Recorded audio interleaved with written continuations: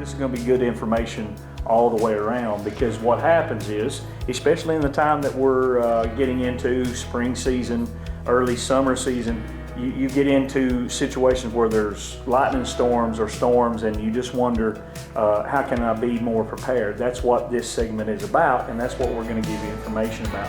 Now, we're actually coming from one of the main facilities. John, you have facilities in these different counties in our viewing area in almost every single county, right? Correct. There are offices in the main 4 counties, which is Warren, White, DeKalb, and Van Buren County.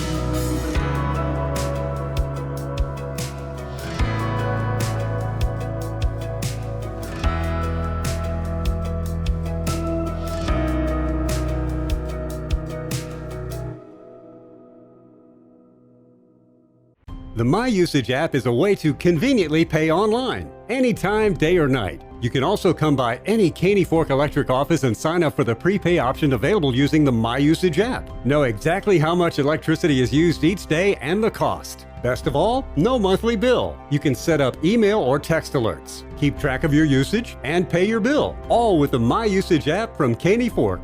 Caney Fork Electric, keeping you informed. Grace Family Pharmacy announces new medication packaging service.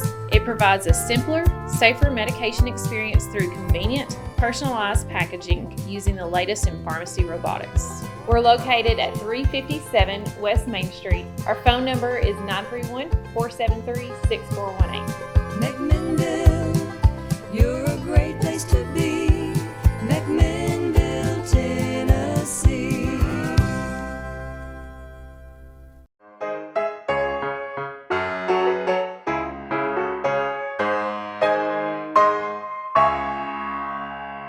Not many things last a lifetime, but when they do, there's something special. Dr. Pepper. Good for life, good for the community.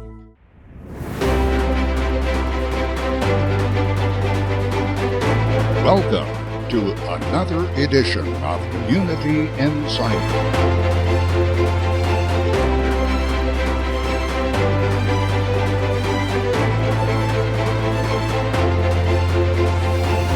Join us as we travel Middle Tennessee, uncovering history and experiencing the adventure of unique stories and events coming to you inside your community.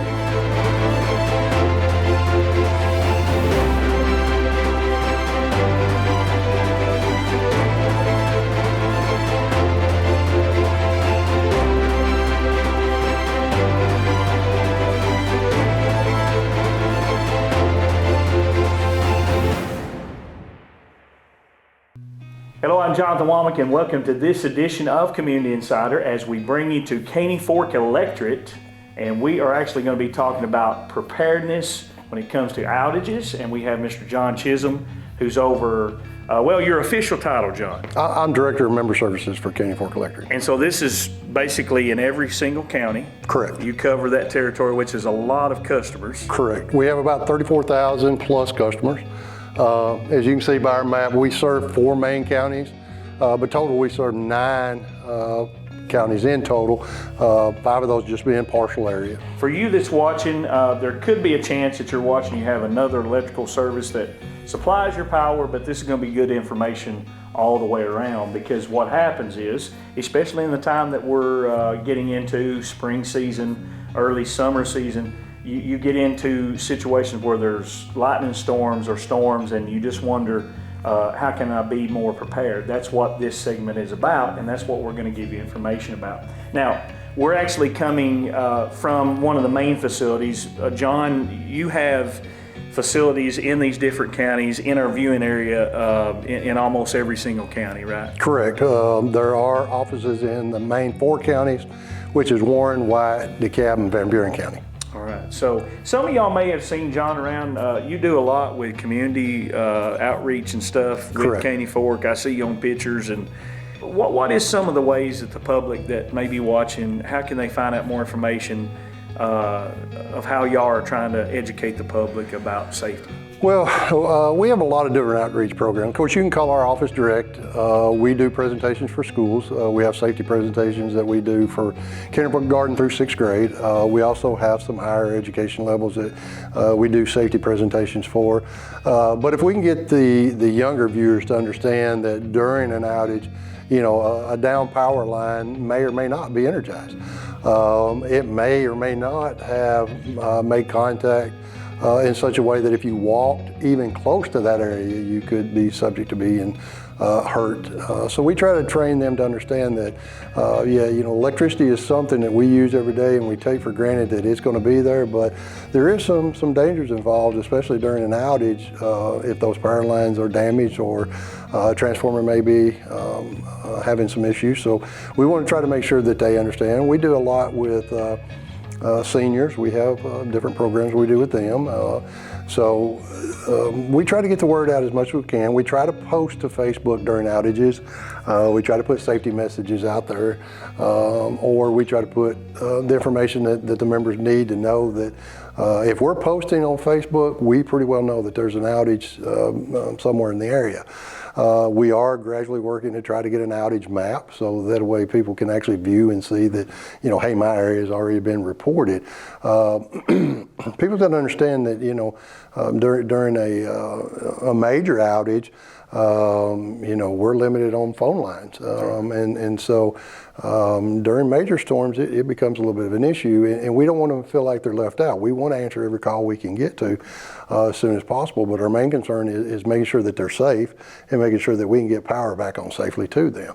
And that takes a different number of steps to get that done, especially in a large outage. And it depends on how a storm comes through. It may be a storm that affects DeKalb and White and nothing in Warren and Van Buren. It could be an ice storm, since Van Buren has more mountainous range. It could be something in Spencer because of the altitude that causes more outages there than it does in the other 3 counties. So we do have outage numbers that people can call for each area. There again, most of those calls do get routed into one location if it's a large outage, but we do post that on Facebook and let people know who or what office they need to contact depending on which area they're in. Some of the things that you have to realize, people do buy generators. Some do have them, and they plug them in dryer plugs. And that can actually be backfed into the system. Our guys may not be aware that you're sending power back on a line that they think are dead. So you've got to be very careful with those when you're utilizing them.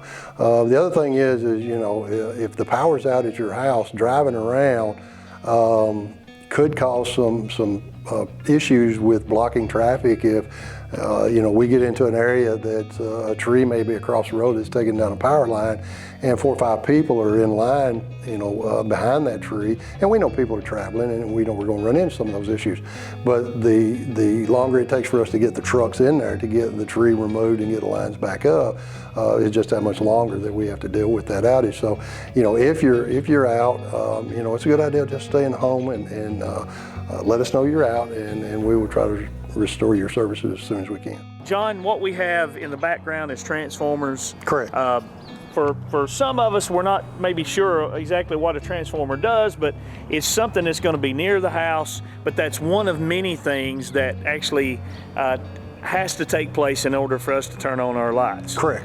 In the case of where we don't have lights in our house, how can we, on our side, be more prepared in case the lights go off? Well, one of the things you want to do, there again, make sure you have a flashlight. That's always good. If you get into the nighttime outage, have some type of lighting available.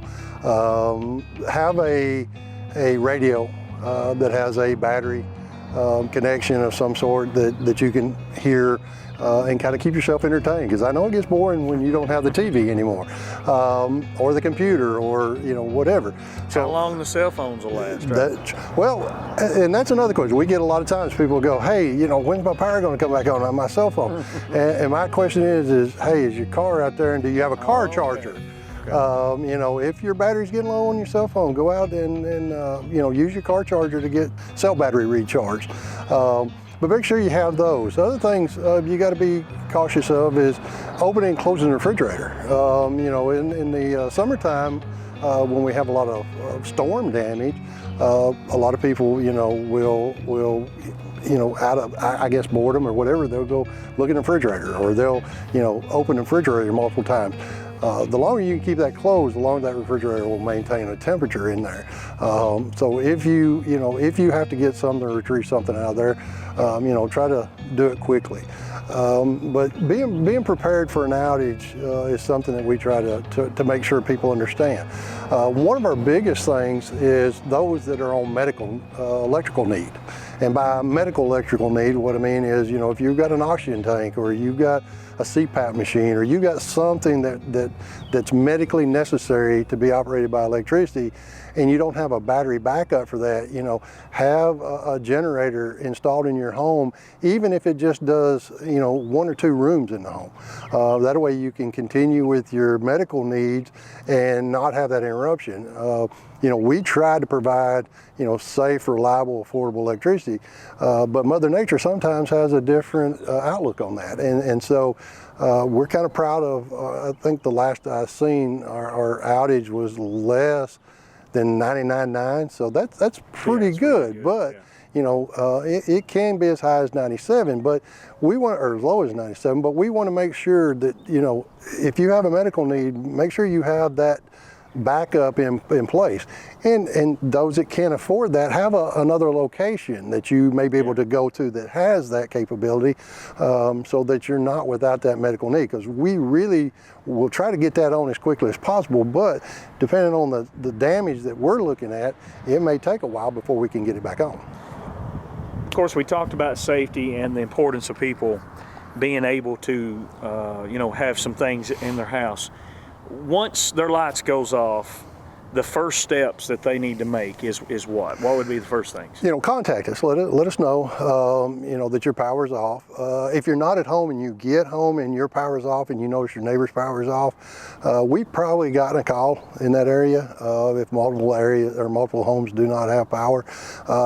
But please call us. We'll take that information down and make sure that, we will contact you back to make sure your power was restored. And one thing people sometimes are afraid to do, they're afraid that I don't want to get someone up, it's 3 o'clock in the morning. You have on-call 24-hour dispatchers that's ready to take those calls. Yes, and our linemen are on call. We have someone on call 365 days a year, 24/7. So they're there. They will, they know that's a part of their duties, and they do it gladly. They don't want anybody without power. So if you have just recently, we had the outage situation where TVA got low capacity. Yeah. We were here Christmas Eve working because we care about the membership, want to make sure that they can enjoy the electricity they're paying for and can do it in such a manner that we can make sure that it stays on reliably for them. I think events like that we ain't never seen in history. No. December 23rd, when that all come in, made people think more about electricity, because we sometimes, just like you're watching this because of the great service of Caney Fork, we hardly ever have those outages, but buddy, when those outages come, that's the time when we usually think about it, or when storms are coming in and we're worried about something like that. And the realization of it is TVA had made plans for it. They had went out and had purchase contracts with surrounding states that if the temperatures dipped in that low to range where they were meeting or needing more capacity, they had contracts in place. And as well as I do, normally when a storm comes in, it usually comes west to east, and it moves through, and we'll have one day a 70, the next day 7. Well, unfortunately, this one took a big wide path. It got into Florida, North Carolina, Georgia, Kentucky. All the places that TVA had contracts for were also under that same constraint, that they didn't have extra power to to give. And so that's part of the reason why that became an issue. Was, TVA had prepared itself with the understanding it would be a normal storm, that it would come, west to east and move through, but that one dipped in really wide and really deep. And those that they had contracts with were facing the same issues. Being prepared is always important on the customer side, and as you hear, they're always prepared to help us with our power outages at Caney Fork. The other thing, some of the questions that sometimes customers have, I go out, my neighbor across the road has power, I don't have power. Why is that? What are some of the things that's taking place there? Well, when you're looking at the power lines, especially if you live on a main road like the Smithville Highway or the McMinnville Highway or Highway 30, you'll see 3 spans going through, and typically we label them A, B, and C. And you may alternate. You may be on line A, your neighbor may be on B, your next neighbor may be on C, and so they kind of alternate down through there to supply power. Well, we may have trouble on the A line, and it may be miles from where you're located. And so there again, we talked about transformers. There's a lot of different things that goes into that line feeding power. There's fuses, there's breakers, there's switches, there's the transformer at the substation. There's different things that could possibly be going wrong. So you may have lost power and B and C still have power. And so, we got to come in and figure out which one of those or what the main problem is why that line isn't generating.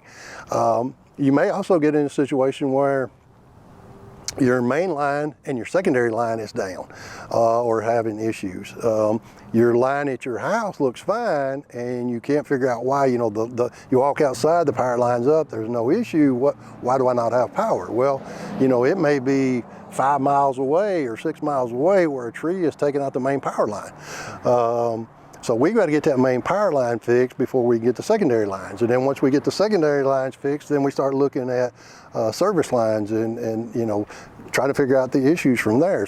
I just wrote an article the other day about the kind of the same things we talked about, but I focus more on the generator side to make sure those that have a medical need for electricity have an understanding that what they need to do or what they need to look for to make sure that they have that 100% reliability. If ours is out, they've got a backup plan for it. So we always try to post something in there. We post stuff on Facebook. So just like our Facebook page, we put a lot of information there. We usually post to it at least once or twice a day with different kinds of information. Anywhere from how to pay your bill, the ways that we're utilizing technology to be able to help you better. Everything. Even if you have a high bill complaint, call us. We don't want you to use unnecessary electricity. If we can come out and help you figure out what's going on with it, we do that at no cost. It's a better relationship when we can help you, figure out what may be the issue there. So anything, all that, like you said, is on our website. The phone numbers for all the offices are on our website, so you can contact any one of them. They'll direct you back probably to the Member Services Department, and there again, we'll be glad to go over any of our programs with you at any time.